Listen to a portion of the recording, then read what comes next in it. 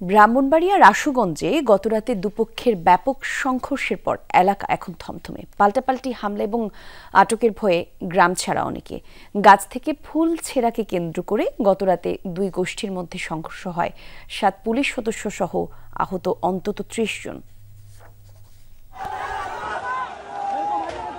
তুচ্ছ ঘটনাকে কেন্দ্র করে বাকবিতণ্ডা, সংঘর্ষ, ক্ষোভের আগুনে পুড়েছে বাড়িঘর। দুপক্ষের সংঘাতে রীতিমতো রণক্ষেত্র হয়ে ওঠে ব্রাহ্মণবাড়িয়ার আশুগঞ্জের বাহাদুরপুর গ্রাম।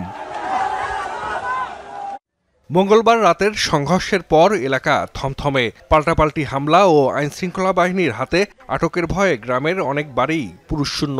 আতঙ্কে আছে নারী, শিশুরাও। স্থানীয়রা জানায় 10-12 দিন আগে গ্রামের মহাজন বাড়ি ও জাকিরের বাড়ির মধ্যে ফুটবল খেলা নিয়ে ঝগড়া হলে স্থানীয়ভাবে মীমাংসা হয়। মঙ্গলবার বিকেলে দুই গোষ্ঠীর ছেলেদের মধ্যে আবারও ফুটবল খেলা চলছিল। এ সময় মহাজন বাড়ির একজন পাশের একটি কবরস্থানের গাছ থেকে ফুল ছিঁড়ে আনে।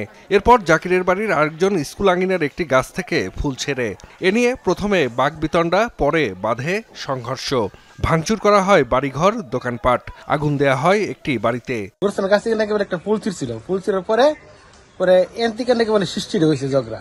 রাত্রে এই যে ঘর দরজা ফুটছে, বাড়িঘর ভাঙছে, আন্দা সেদিকে দেখেন বিল্ডিং ভাঙছে, ভাঙিয়েছে লাগছে না। 20 টাকা ছিল, প্রায় 20,000 টাকার মতো আসছিল। টাকাটা মসজিদ নাই, সব নিয়ে গেছে। পরিস্থিতি নিয়ন্ত্রণে পুলিশের পাশাপাশি ঘটনাস্থলে যায় সেনাবাহিনীও। সংঘর্ষে আহত হন 7 পুলিশ সদস্য সহ অন্তত 30 জন। সংঘর্ষে জড়িতদের খুঁজে বের করে আইনের আওতায় আনা হবে বলছে পুলিশ। বের করার চেষ্টা করছি যে প্রকৃতপক্ষে কারা এই ঘটনার সাথে জড়িত, কাদের ইন্ধনে কিংবা কাদের সক্রিয় অংশগ্রহণে এই ঘটনাটি ঘটেছে। আমাদের যেহেতু সরকারি গাড়ি ক্ষতিগ্রস্ত হয়েছে এবং পুলিশ সদস্য আহতের ঘটনা ঘটেছে, আমরা প্রয়োজনীয় আইনানুগ ব্যবস্থা গ্রহণ করব। আইনশৃঙ্খলা পরিস্থিতি নিয়ন্ত্রণে গ্রামে পুলিশ মোতায়েন রয়েছে। জাহিদ হাসান, যমুনা নিউজ।